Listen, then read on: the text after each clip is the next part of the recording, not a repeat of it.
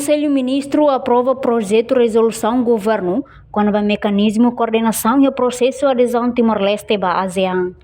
Quarta-feira, ia Palácio Governo, li-se reunião Conselho Ministro, foi apresenta o Ministro Negócio Estrangeiro na Cooperação, com o progresso sira e implementação do roteiro da adesão Timor-Leste, no dar membro pleno à ASEAN. Baseia o processo de negociação no acordo OIOIN, no instrumento vinculativo Siracelo e o plano internacional NIAN, se intensifica também a exigência na particularidade, não é precisa assegurar liderança na representação Estado Timor-Leste e a negociação hierarquia.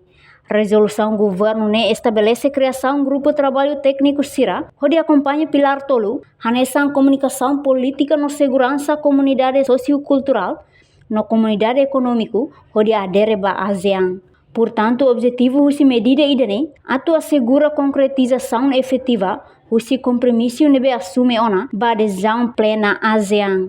Reportagem Efifânia de Carvalho, televisão. Janela informação ba emohoto.